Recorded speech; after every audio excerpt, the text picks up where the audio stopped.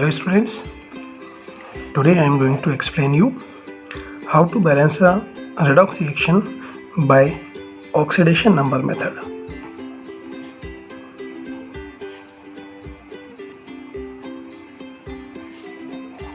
In my last lecture, I explained you balancing of redox reaction by half reaction method or ion electron method, and in this lecture I will explain you by this method. Okay, so I take one example for this reaction. N2H4 plus ClO3 minus gives NO and Cl minus. Consider this is an equation or redox reaction which we are going to balance by the help of or with the help of oxidation number method. तो इसको हम solve करने के लिए क्या करते हैं student, पहले हमें ये देखना है, बहुत केयरफुली ध्यान रखना है, इसमें हमें increase in oxidation number and decrease in oxidation number वो क्लियरली मेंशन करना है. For example, what is the oxidation number of nitrogen here. Nitrogen का ऑक्सीडेशन नंबर यहाँ पर है yes 2x plus 4 hydrogen is equal to 4, total 0, so x will be equal to -2. Is it clear? I write -2 here. What is the oxidation number of N here?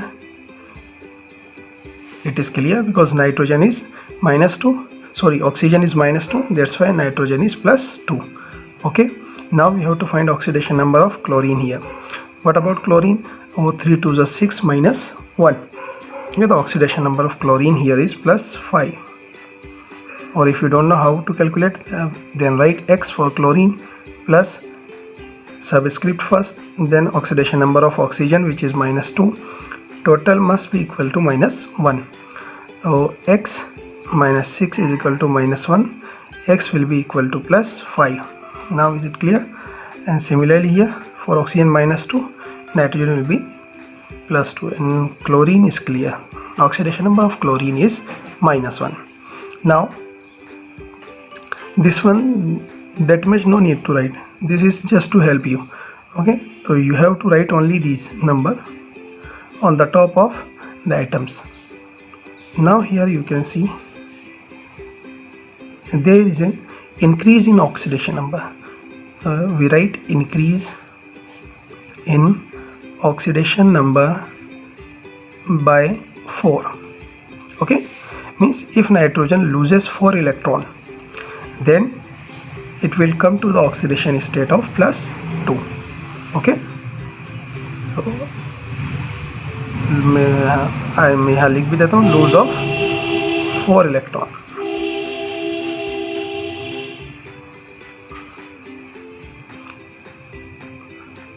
Sorry, loss of 4 electron. Now what about chlorine? I write from here to this side. Okay, here now I can write there is decrease in oxidation number by 6, because here gain of 6 electron. Okay, +5 means chlorine is having deficiency of 5 electron, -1 means chlorine is having 1 extra electron. So oxidation number changing from +5 to -1, it means it's gaining 6 electron. And in terms of oxidation number हम ऐसे कहते हैं कि oxidation number क्या हो गया, decrease हो गया. +5 से कहाँ चला गया, -5, तो डिक्रीज इन ऑक्सीडेशन नंबर. ठीक है, और यहाँ पर हम क्या कह रहे हैं, -2 से +2. तो जिस तरह से हमारी काउंटिंग होती है, ठीक है, उसी तरह से हम इसको फॉलो करते हैं ऑक्सीडेशन नंबर को. तो यहाँ -2 से +2 पर जाना क्या कहलाएगा, increase in oxidation number. Is it clear? Okay, now we have to balance the increase and decrease. So I write this two equation in 2 halves. Okay, better, that will be better to understand. The N2O4 gives NO. Okay, now first I balance this equation. Here nitrogen is 2 and here nitrogen is only 1. So I multiply first with 2. Okay. Now write second equation, ClO3 minus and Cl minus. Now student, remember, total increase in oxidation number must be equal to total decrease in oxidation number. Total increase, here 2 atoms. Okay, so increase in oxidation number by 4. This is per atom, means एक atom के लिए increase एक atom के लिए 4 है, और यहाँ nitrogen के हमने कितने लिखे 2, तो इंक्रीज हो गया 2 टाइम्स. ओके, इट मीन्स 8 का इंक्रीज हो गया. आप डिक्रीज देखते हैं, डिक्रीज कितने का है, क्लोरीन एक ही है यहाँ पर, ठीक है ना. क्लोरीन का एटम कितना है 1, तो टोटल डिक्रीज क्या हो गया यहाँ पे बाय 6. Is it clear? तो हम ये कह सकते हैं कि अभी टोटल इंक्रीज और टोटल डिक्रीज बराबर नहीं है. तो बराबर नहीं है तो हमें इसे बराबर करने के लिए क्या करें, एक सूटेबल नंबर से मल्टीप्लाई करते हैं इक्वेशन को. तो आप देखिए, अगर मैं इसको 3 से मल्टीप्लाई कर दूँ, ठीक है, जिससे मल्टीप्लाई करते हैं उसके नीचे हम एक हिंट लिख लेते हैं. क्लियर? और इसको मल्टीप्लाई कर दूँ, सॉरी इसको मल्टीप्लाई करूँ और इसको कर दूँ मैं 4 से multiply, then it will be 24 and this one will be also 24. Okay, तो रिमेंबर ये हमें किससे मल्टीप्लाई करना है, ठीक है, इंक्रीज वाली रिएक्शन को 3 से और डिक्रीज वाली को किससे करना है, इससे. तो आप देखेंगे ये है हमारी इंक्रीज वाली, ठीक है ना. मैं यहाँ हिंट लिख देता हूँ, ये इंक्रीज वाली है और ये कौन सी है, डिक्रीज. आपको ये ध्यान से देखना पड़ेगा, और हो सके तो हो सकता है 2 बार भी देखना पड़े या 3 बार भी, maybe you can try. Okay, now I write equation number, this one, number 1, increase वाली, इसको 3 से मल्टीप्लाई करते हैं तो इट विल बिकम N2H4, और इसको 3 से मल्टीप्लाई करेंगे 3 2 = 6 NO, और इसको हम मल्टीप्लाई करेंगे 4 से, तो मीन्स 4ClO3 माइनस, और ये हो जाएगा आपका 4Cl माइनस.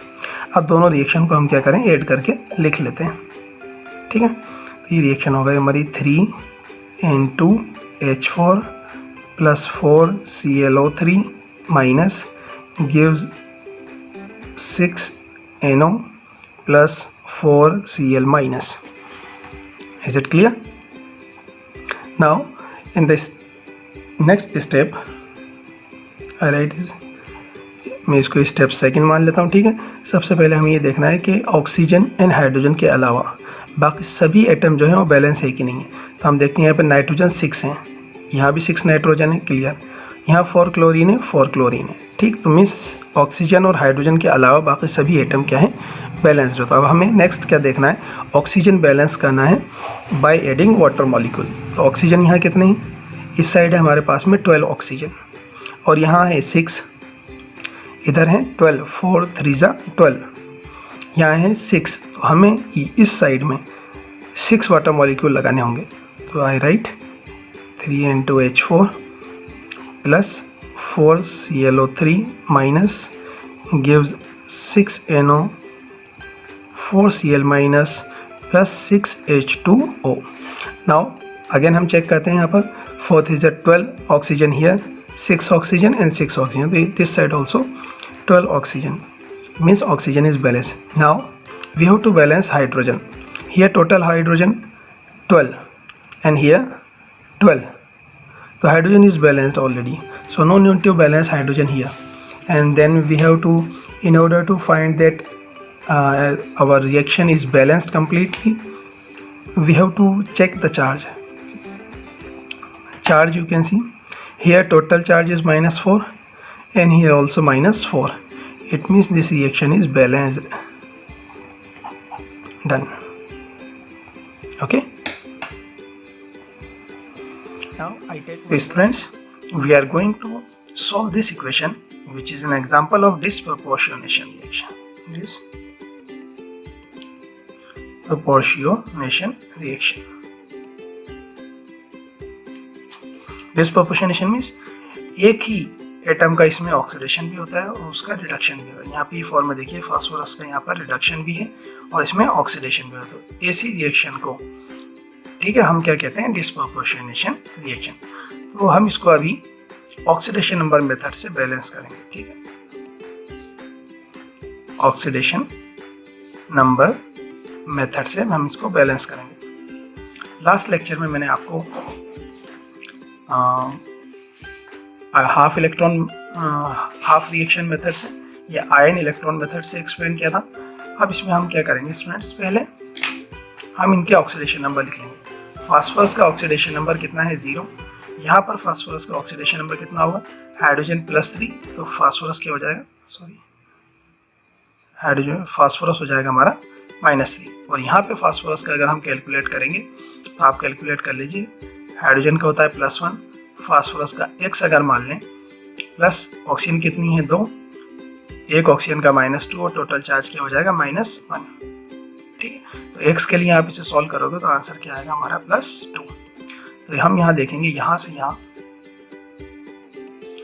और यहाँ से यहाँ पर, ठीक है। तो इसी मॉलिक्यूल का क्या हो रहा है, ऑक्सीडेशन भी हो रहा है, रिडक्शन भी हो रहा है। तो हम यहाँ से यहाँ जाने पे हम देखेंगे कि क्या हो रहा है, गेन ऑफ इलेक्ट्रॉन। तो यहाँ पे हम गेन ऑफ इलेक्ट्रॉन का मतलब ये क्या है, आपके रिडक्शन, और यहाँ से यहाँ जाने पे क्या हो रहा है, लॉस ऑफ इलेक्ट्रॉन। तो ये क्या है आपका ऑक्सीडेशन, डजंट मैटर।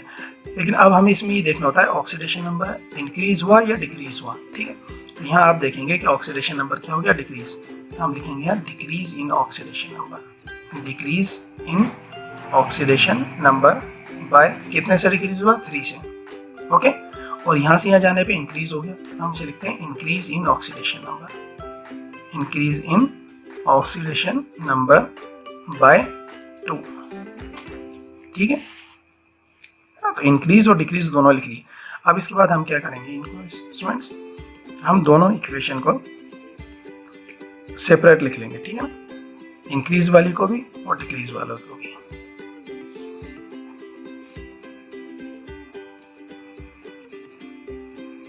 ठीक है, तो इस वाले में हमने देखा क्या हुआ है, डिक्रीज, तो यहाँ लिख लेंगे हम डिक्रीज ताकि हमें ध्यान रहे। और इसमें क्या हुआ, इंक्रीज, तो हम यहाँ लिख लेंगे इंक्रीज। स्टूडेंट्स ध्यान रखिए कि हमारा टोटल इंक्रीज और टोटल डिक्रीज बराबर होना चाहिए। तो total increase must be equal to total decrease, clear. तो अब इंक्रीज पहले देखते हैं कि इंक्रीज कितने का था। भाई डिक्रीज तो हमारा है 3 से और इंक्रीज कितने से है, 2 से। अब यहाँ पे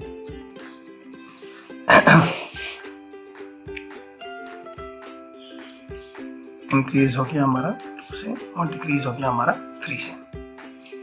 अब स्टूडेंट देखिए आप, यहाँ पर हमारे पास हैं कितने, 4 फास्फोरस, यहाँ 1 फास्फोरस है, यहाँ हमारे पास 4 फास्फोरस, यहाँ पर भी कितना है, 1 फास्फोरस। तो फास्फोरस हमारे पास क्या है, अभी कम है, ठीक है ना। तो फास्फोरस कम है तो हम इन्हें क्या कर सकते हैं, इनको अब हम बैलेंस करेंगे ताकि टोटल इंक्रीज और डिक्रीज हमारी क्या आ जाए, बराबर आ जाए। स्टूडेंट्स अब देखें हम, यहाँ पे फास्फोरस 4 है हमारे पास, यहाँ फास्फोरस 1 ही है, यहाँ फास्फोरस 4 है, यहाँ फास्फोरस 1 ही है। तो हम क्या करते हैं, पहले फास्फोरस को बैलेंस कर लें, उसके बाद हम इक्वेशन को मल्टीप्लाई करेंगे, ठीक है ना। तो हमारे लिए इजी रहेगा। तो इसको दोबारा लिखने की बजाय मैं सीधे यहाँ लिख देता हूँ 4 फास्फोरस 4। इस इक्वेशन में फास्फोरस बैलेंस है, एक में इसमें भी फास्फोरस क्या होगा, बैलेंस। अब मुझे देखना है टोटल इंक्रीज। अभी तो सिर्फ हम देख रहे हैं कि इंक्रीज पर एटम कितना है। तो इंक्रीज पर एटम कितना है, 2 का, तो मैंने 2 लिख दिया। डिक्रीज कितना है पर एटम, 3 का, तो मैंने 3 लिख दिया। बैलेंस करने के लिए इसको 3 से और इसको 2 से मल्टीप्लाई कर लूँगा, ठीक है। तो क्या हो जाएगा, टोटल इंक्रीज और टोटल डिक्रीज हमारे बिल्कुल बराबर आएंगे, ठीक। तो अभी तो हम देख लेते हैं पहले मल्टीप्लाई करके। तो ऊपर वाली रिएक्शन, इंक्रीज वाली जो रिएक्शन है, इस वाली को हम मल्टीप्लाई कर देंगे 3 से, इसको 2 से मल्टीप्लाई करना। ये हो गया 3p4 12HPO2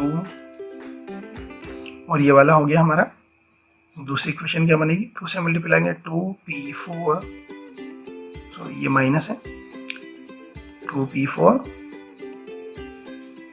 8pH3, अब इन दोनों इक्वेशन को अगर हम मिला के देख लें तो ये हो जाएगा हमारे पास में 5p4 gives 8pH3 plus 12HPO2 minus. Is it clear students? ठीक है, तो अगर आप देखना चाहें आप टोटल इंक्रीज और टोटल डिक्रीज तो वो बराबर आएगी, ठीक है, और टोटल इंक्रीज डिक्रीज की वैल्यू आएगी ऑलमोस्ट 24, इंक्रीज भी 24 और डिक्रीज भी 24 टोटल, ठीक है। और एटम तो हमारी 6 आएगी, इधर भी 6 और इधर भी 6, लेकिन अगर टोटल एटम की देखेंगे तो हमारे पास में कितनी आएगी, अप्रॉक्स 24, ठीक है। अब आगे हम इसको बैलेंस करते हैं तो नेक्स्ट स्टेप में हम क्या करेंगे, नेक्स्ट स्टेप में हम ये करेंगे कि हम देखेंगे कि फास्फोरस मीन्स ऑक्सीजन हाइड्रोजन के अलावा बाकी जो एटम है वो बैलेंस है या नहीं है। तो ऑक्सीजन को छोड़ दीजिए, यहाँ पे देखते हैं फास्फोरस 12 और यहाँ फास्फोरस है 8, टोटल 20, यहाँ पर भी 20 मीन्स फास्फोरस बैलेंस है। अब हम किसको बैलेंस करते हैं यहाँ पर, अब हम बैलेंस करते हैं कि ऑक्सीजन बैलेंस है या नहीं। तो यहाँ 24 ऑक्सीजन है, तो हम क्या करते हैं 24 वाटर मॉलिक्यूल इस तरफ लिख देते हैं, plus 5p4 gives 8pH3 plus 12HPO2 minus। अब इधर 12 ऑक्सीजन और इस तरफ भी 24 ऑक्सीजन, 12 2 24 और यहाँ पर भी 24 ऑक्सीजन, ठीक है, very good. Now oxygen balance करने के बाद में हम क्या बैलेंस करते हैं स्टूडेंट्स, हाइड्रोजन, यस, यहाँ पे टोटल हाइड्रोजन है 48, ठीक है, तो मैं लिख देता हूँ यहाँ पर कितने 24 हाइड्रोजन और यहाँ कितने हैं 12 हाइड्रोजन। तो यहाँ देखेंगे टोटल हमारे पास कितने होगा 36 हाइड्रोजन। तो हम क्या करें, इस तरफ कितने और ऐड करेंगे 12H प्लस। तो नेक्स्ट स्टेप के अंदर हम बैलेंस करेंगे 24H2O plus 5P4 gives 8pH3 plus 12HPO2 minus, और हम यहाँ ऐड कर देंगे 12H प्लस। यहाँ तो 36 पहले ही थे, 12 हमने ऐड कर दिए, तो टोटल कितने हो गए 48 हाइड्रोजन। तो हाइड्रोजन हाइड्रोजन क्या हो गए बैलेंस। अब लास्ट में हम ये देख लें कि चार्ज बैलेंस है या नहीं है। टोटल चार्ज हमारा बैलेंस होना चाहिए, यहाँ 0, यहाँ चार्ज 0, यहाँ 0, यहाँ -12 और यहाँ पर +12, तो 12 से 12 कैंसिल, तो दोनों और चार्ज क्या है बैलेंस। तो हमारी इक्वेशन कैसी होगी, टोटल बैलेंस्ड इक्वेशन, ठीक है। आप एक बार और ट्राई कर लीजिए, पॉज करके वीडियो को आप स्क्रीनशॉट ले सकते हैं। ये रिएक्शन है ऑक्सीडेशन नंबर मेथड से बैलेंस की है, रिएक्शन की टाइप है डिस्प्रोपोर्शनेशन रिएक्शन, और इस तरह से हम इसको स्टेप को फॉलो करते हुए आगे चलते हैं और फाइनली हम इक्वेशन बैलेंस कर लेते हैं। इसमें thank you very much, bye.